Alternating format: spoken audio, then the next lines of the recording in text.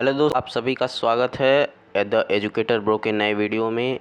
तो आज हम SCRT बिहार बोर्ड की क्लास 7th की जो है बुक को रिव्यू करने वाले हैं। बुक में हम देखेंगे कि क्या क्या मेन टॉपिक्स है जो आपके BPSC एग्ज़ाम में, जैसे अभी BPSC TRE 4 होने वाला है, तो उसमें क्या क्या जो है मेन टॉपिक्स आ सकते हैं। आपको ये बात पता होगी कि 60 to 70% जो है SCERT और NCERT बुक से ही आते हैं। तो आज हम आपके लिए जो है SCRT बुक को, क्लास 7th की ये पॉलिटी है, तो इसको हम क्या करेंगे, एक्सप्लेन करेंगे आपके सामने। तो आपको इससे क्या होगा कि बुक नहीं पढ़ना पड़ेगा। तो चलिए शुरू करते हैं। तो चैप्टर फर्स्ट जो है, चैप्टर पहला जो है, अध्याय 1, लोकतंत्र में समानता, ये चैप्टर का नाम है, आप देख सकते हैं। तो इसको हम रिव्यू करेंगे। थोड़ा धीरे धीरे ही हम चलेंगे, कोई बहुत जल्दी नहीं है, ठीक है। वीडियो को आप बस केवल एक बार सुन सकते हैं, एक बार तो आपको जो है कंप्लीट हो जाएगा। इसमें कुछ ज़्यादा हार्ड चीज़ें नहीं हैं। NCERT सीरीज़ भी मैं लाऊंगा।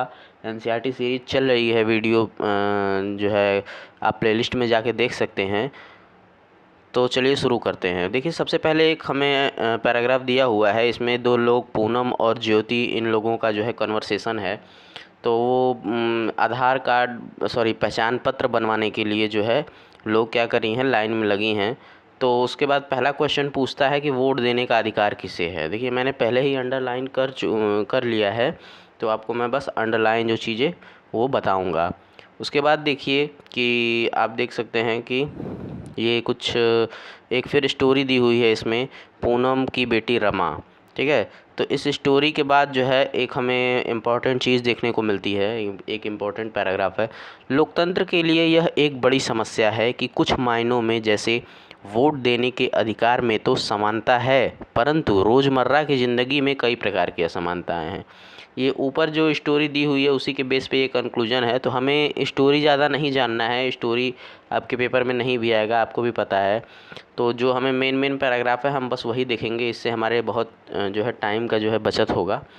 तो क्या कह रहा है कि लोकतंत्र में तो समस्या है एक, जैसे कि वोट देने का अधिकार जो है वो तो एक समान अधिकार है, वो सबको मिलता है, लेकिन ज़िंदगी में बहुत सारी असमानताएं हैं। देश का हर वयस्क, चाहे उसकी आर्थिक स्थिति कुछ भी हो, एक वोट का हकदार है।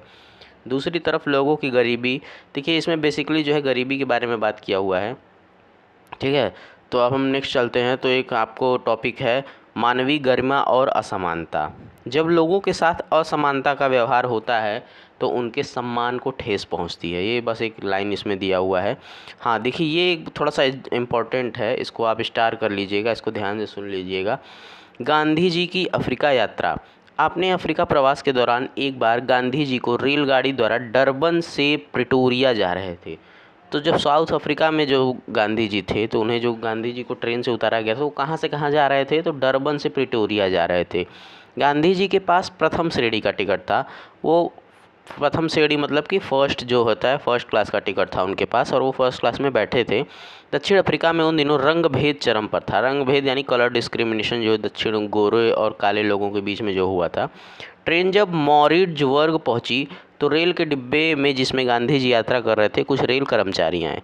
तो वो कहाँ से कहाँ यात्रा कर रहे थे, एक हुआ डरबन से प्रिटोरिया, और ट्रेन कहाँ पहुंची थी, मॉरिट्जबर्ग। तभी जो है रेल कर्मचारी आए और उन लोगों ने कहा कि गांधी जी को आप क्या तृतीय श्रेणी के, मतलब थर्ड क्लास में चले जाइए। गांधी जी ने अपने पास प्रथम श्रेणी का टिकट उन्हें दिखाते हुए तृतीय श्रेणी के डब्बे में जाने से इनकार कर दिया। तो गांधी जी ने मना कर दिया। तो एक अश्वेत का प्रथम श्रेणी में यात्रा करना रेल कर्मचारियों को नागवार लगा। रेल कर्मचारी बेसिकली कौन थे, तो अंग्रेज ही थे। उन्होंने पुलिस को बुलाकर गांधी जी के सामान को बाहर फेंकवा दिया। यही नहीं, गांधी जी को ज़बरदस्ती ट्रेन से उतार दिया गया। गांधी जी को ट्रेन से साउथ अफ्रीका में उतार दिया गया था, और कहाँ पे उतारा गया था, तो आप देख सकते हैं यहाँ पे दिया हुआ है, जैसे मैंने बताया, मॉरिट्जबर्ग में, ठीक है। तो उसके बाद गांधी जी ने क्या किया, रंगभेद के विरुद्ध संघर्ष शुरू किया। तो फिर यहाँ पे असमानता और समानता के व्यापक स्वरूप जो हैं, उसमें एक लाइन बस है, असमानता केवल व्यक्तिगत भेदभाव की बात नहीं है। यानी कि ये केवल एक ऐसा नहीं है कि असमानता जो है बस भेदभाव होता है, उसमें बहुत सारी चीज़ें हैं, बहुत सारी चीज़ों में। फिर उसके बाद मध्याह्न भोजन। मध्याह्न भोजन क्या होता है, बेसिकली MDM के बारे में दिया हुआ है। MDM जो मिड डे मील होता है। तो इसमें आप मिड डे मील की शुरुआत कब हुई थी, ठीक है, ये एक आपको इम्पोर्टेंट है, इसका आंसर आपको कमेंट में करना है। तो मध्याह्न भोजन योजना में बच्चों को भोजन तो मिलता ही है, उनके बीच की सामाजिक दूरियों को कम करने का प्रयास इनके माध्यम से किया जाता है। ठीक है, सभी बच्चे एक ही प्रकार का और एक साथ भोजन करते हैं, चाहे वो किसी भी जाति के हों, हिंदू और मुस्लिम, चाहे दलित या कोई भी क्यों ना हो। फिर एक बॉक्स में दलित एवं महादलित के बारे में है। दलित एक ऐसा शब्द है जिसे निचली जाति कही जाने वाली जाति के लोग स्वयं को संबोधित करने के लिए प्रयोग में लाते हैं, जिसका अर्थ है समाज में दबे एवं उपेक्षित लोग। ठीक है, महादलित क्या होता है, तो सबसे पीछे जो रह गए समूह को बिहार में पहली दफ़ा महादलित कहा गया। देखिए, क्योंकि ये बिहार बोर्ड की बुक है इसलिए इसमें बिहार का जो है, ठीक है। गरीबी एवं बेरोजगारी नेक्स्ट है, ये आपको पढ़ना है। असमानता का सबसे भयानक और बड़ा स्वरूप गरीबी और बेरोजगारी में नज़र आता है। ठीक है, सबसे ज़्यादा गरीब लोग खेतीहर मजदूर हैं, इन्हें वर्ष भर काम नहीं मिल पाता। ये भूमि खेतीहर मजदूर क्या होते हैं, तो देखिए खेतीहर मजदूर जो खेती में जो मतलब कृषि कार्य होते हैं, किसानी जो होती है, तो उसमें वो लोग मजदूरी करते हैं। इनके पास ज़मीन नहीं होती है, ये भूमिहीन होते हैं। ठीक है, और जिसके पास थोड़ी भी बहुत ज़मीन है उसके पास उतना नहीं हो पाता है कि या तो वो अपना पूरा उससे खा ले या उसको बेच के अपना जो है खर्च चला ले। तो ये दोनों तरह से असमानता का सामना करते हैं, क्योंकि अधिकांश खेतीहर मजदूर दलित परिवार से होते हैं। ठीक है, तो नेक्स्ट आपको देखना है, ये देखिए एक इम्पॉर्टेंट है विश्व स्तर पर समानता के मुद्दे। तो इसमें एक दिया हुआ है, विश्व स्तर पर समानता के लिए संघर्ष का एक लंबा इतिहास रहा है। कई उदाहरणों में एक अमेरिका के नागरिक अधिकार आंदोलन civil rights movement. Civil rights movement क्या है, ये एक जो है आंदोलन हुआ था अमेरिका में, ठीक है, नागरिक अधिकार के लिए। इस आंदोलन की जड़ में 1 दिसंबर 1955 की वह घटना है जिसमें रोजा पार्क्स, देखिए ये थोड़ा सा ये इम्पोर्टेंट है। तो 1 दिसंबर 1955 को क्या हुआ कि रोजा पार्क्स जो एक अफ्रीकी अमेरिकन महिला थी ने एक गोरे व्यक्ति को बस में अपनी सीट नहीं दी। ठीक है, वह दिन भर के काम के कारण थकी हुई थी। तो रोजा पार्क्स जो थी वो बस में जा रही थी और दिन भर के काम के कारण थकी हुई थी, तो उन्होंने एक जो है एक अंग्रेज़ था, ठीक है, वो गोरा आदमी था, उसने उसे सीट के लिए मांग की तो उन्होंने सीट नहीं दिया। अब ये बात जो है बस वालों को, तो बस वाला क्या किया कि बस को जो है थाने ले गया। ठीक है, तो फिर भी वो नहीं हटी, लेकिन उनको रोजा पार्क्स को क्या किया गया, गिरफ्तार कर लिया गया। आप देख सकते हैं यहाँ पे एक इमेज भी है रोजा पार्क्स की। ठीक है,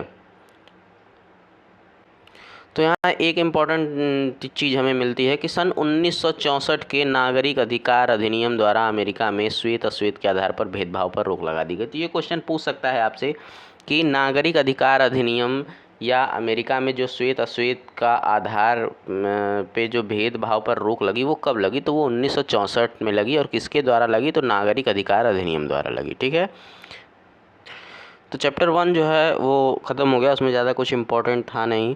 तो आइए हम देखते हैं चैप्टर 2। चैप्टर 2 आपका है राज्य सरकार, इसमें हम पढ़ेंगे राज्य सरकार के बारे में। तो देखिए मैंने पहले से हेडलाइन किया हुआ है, आपको बस फटाफट जो है बस वीडियो को सुनते जाना है, इससे ही आपको बुक पढ़ने की कोई ज़रूरत नहीं होगी।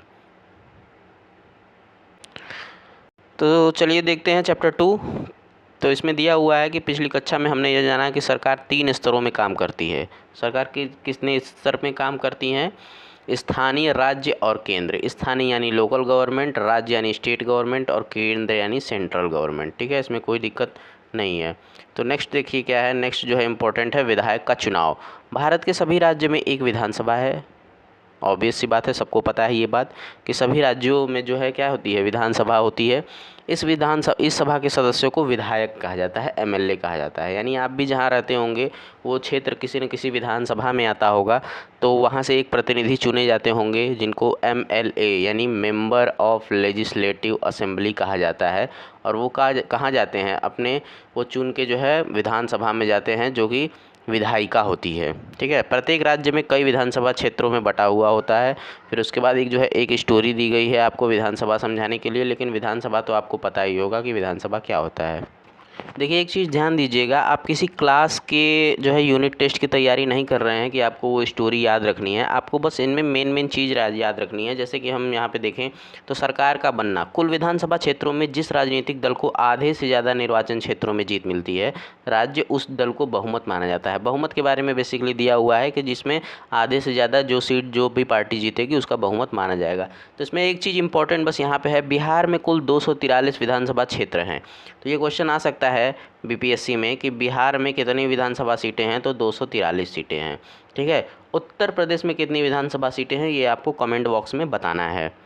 तो चलिए फिर आगे देखते हैं। आगे जो है एक लाइन हमें इम्पोर्टेंट और मिली है, 243 विधायकों में से कम 122 की आवश्यकता होगी। यानी अगर बिहार में सपोज दैट कि नीतीश कुमार जो है सरकार बनाना चाहते हैं तो उनको कितनी की आवश्यकता होगी, तो 243 विधायकों में 122 की आवश्यकता होगी। तो वो बहुमत से क्या होगी, सरकार बना लेंगे। ये देखिए विधान सभावार जो है बिहार का मानचित्र दिया हुआ है, कितनी विधानसभाएँ हैं।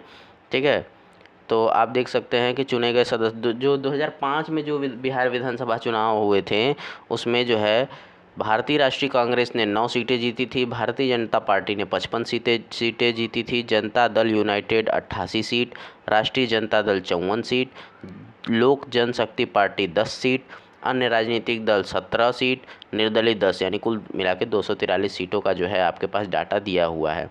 इसमें सारा का नहीं पूछेगा, लेकिन जैसे भारतीय राष्ट्रीय कांग्रेस या भारतीय जनता पार्टी जो है ठीक है ये पूछ सकता है, तो आप एक बार इसको याद रखिएगा। भारतीय जनता पार्टी एवं जनता दल यूनाइटेड ने एक साथ मिलकर चुनाव लड़ा था। ठीक है, तो इनका क्या था, गठबंधन था। 143 विधायक होने के कारण इन्हें बहुमत मिल गया था और सत्ताधारी पक्ष के सदस्य हो गए।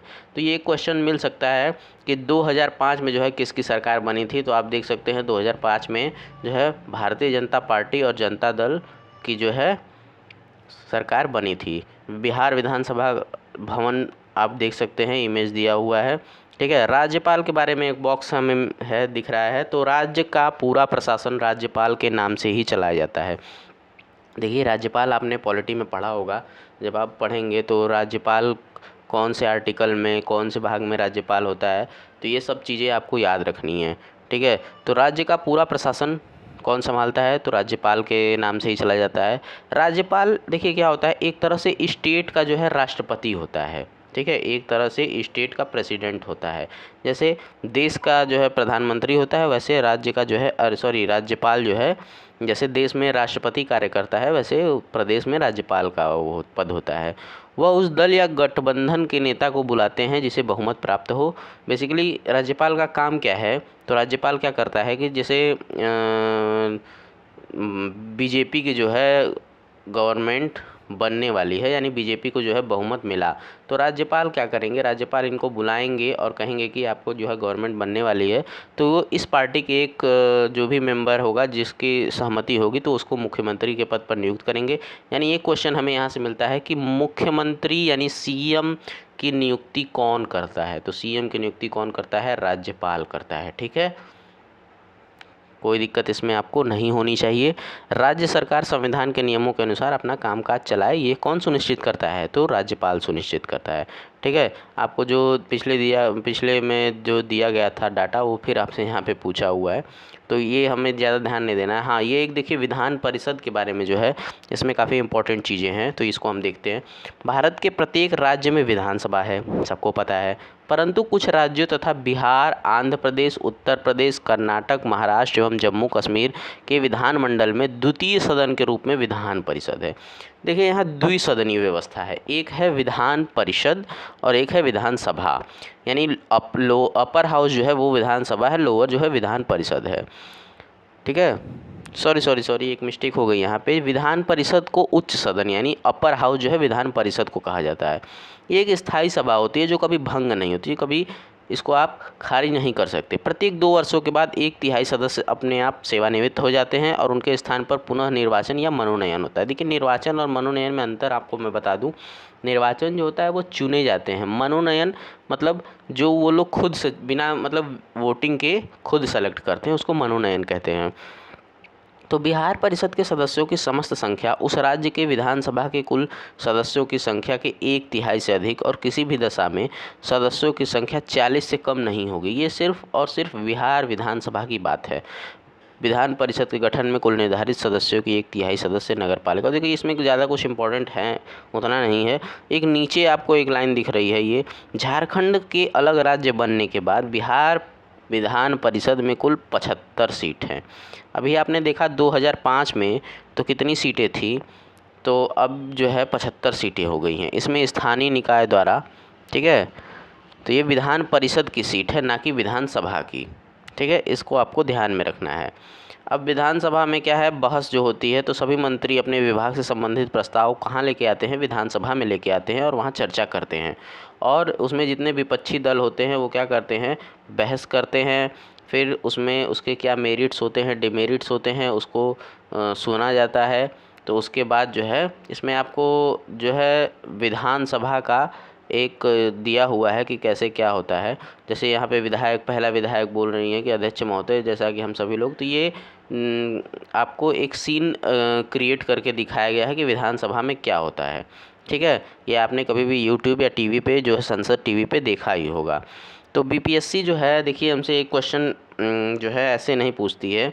क्वेश्चन ये यहाँ पे हमें मिल रहा है, एक सरकार का मतलब शासन के विभिन्न विभागों एवं मंत्रियों से होता है और यही कार्यपालिका कहलाता है। तो कार्यपालिका क्या होता है, यानी कि जो सरकार का विभिन्न विभाग और विभिन्न मंत्री वो कार्यपालिका है।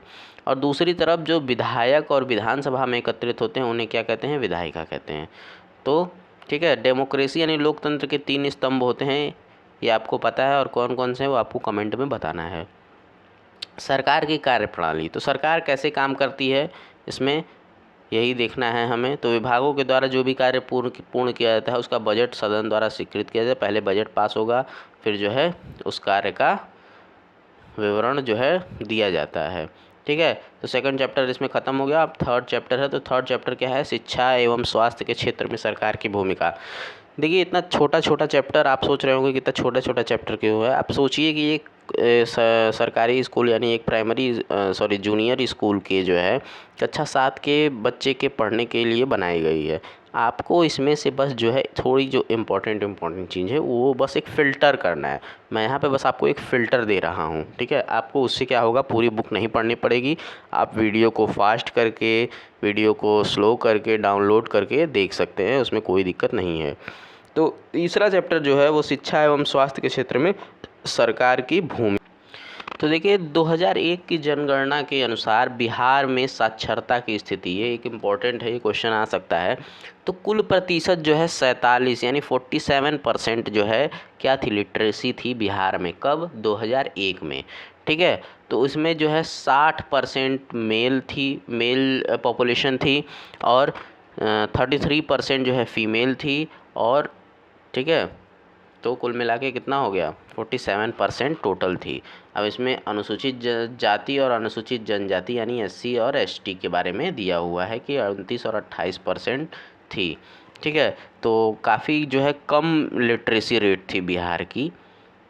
नेक्स्ट हम देखते हैं अब सरकार की भूमिका क्या है। तो शिक्षा प्राप्त करने में जो है सबका हक है, राइट टू एजुकेशन कौन से आर्टिकल में है ये आपको कमेंट में करना है, ठीक है। सबको शिक्षा उपलब्ध करवाना सरकार की जिम्मेदारी है।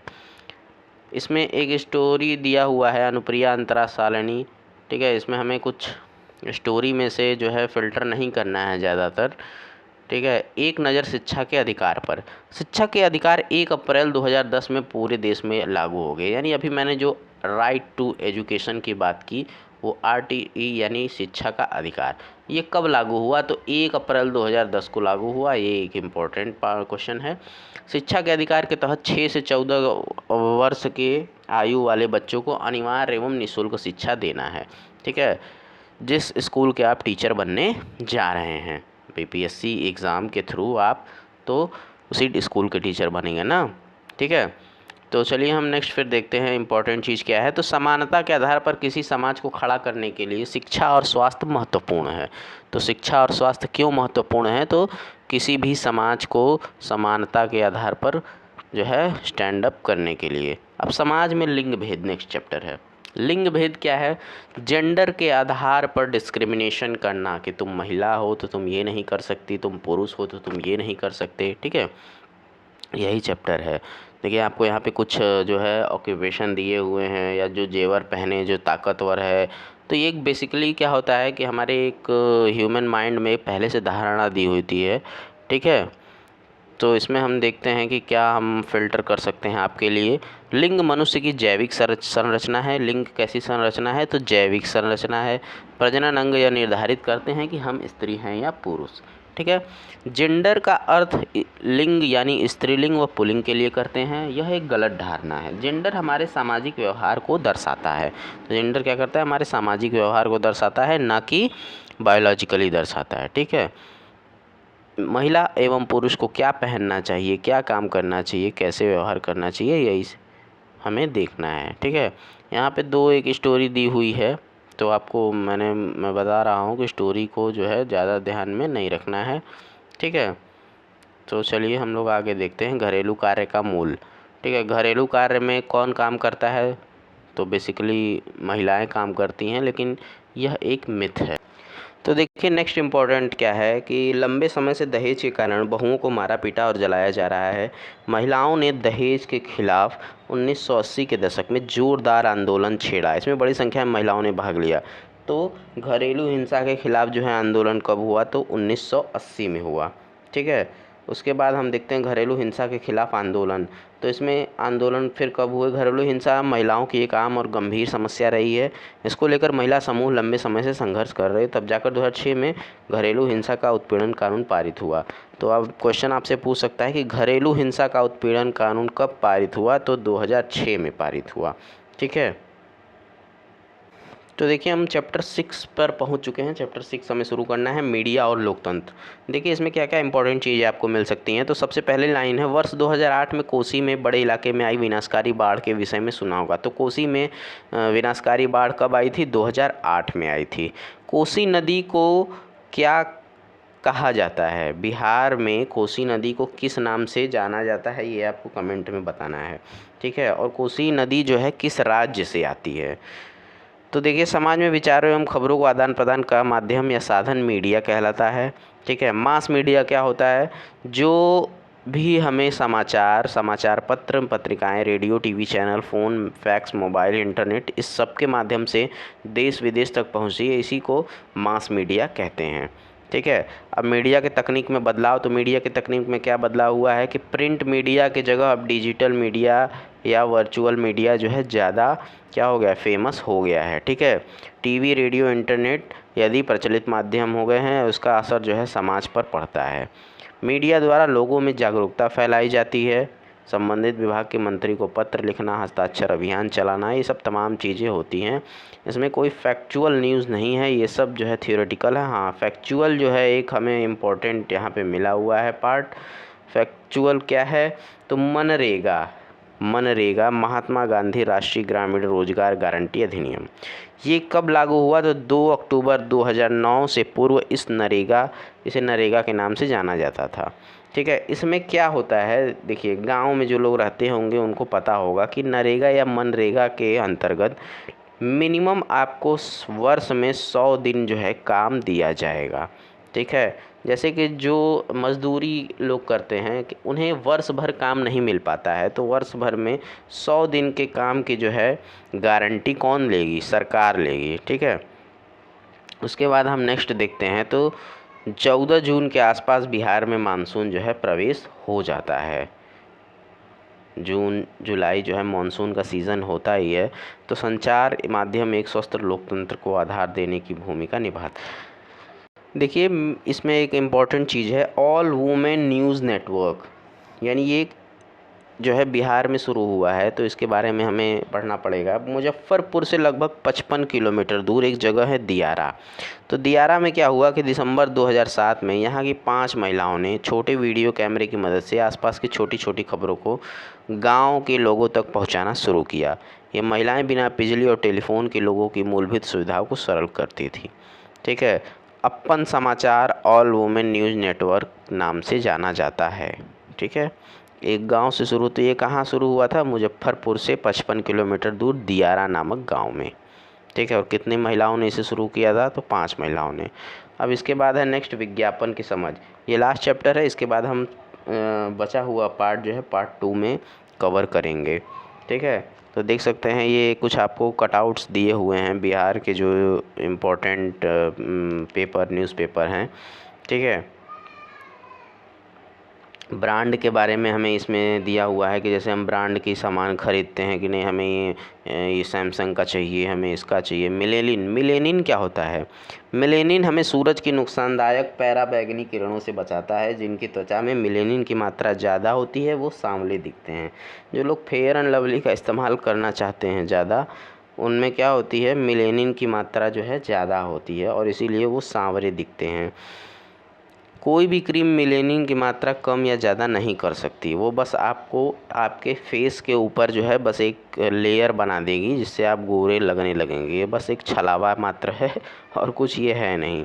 बाकी आप लोग मेकअप के जो है साइड इफ़ेक्ट्स तो जानते ही होंगे, ठीक है। तो देखिए नेक्स्ट चैप्टर है चैप्टर 8। इसको हम करेंगे पार्ट 2 में। Thank you. आगे जो है चैप्टर्स या एसएसटी के लिए बीपीएससी, अगर आप बीपीएससी की तैयारी कर रहे हैं या अन्य टीचिंग एग्ज़ाम्स की तैयारी कर रहे हैं तो एनसीईआरटी की समरी और बिहार बोर्ड एससीईआरटी की समरी और अलग अलग टीचिंग एग्ज़ाम्स या अन्य एग्ज़ाम्स की अपडेट के लिए हमें लाइक, सब्सक्राइब और शेयर ज़रूर करें। Thank you.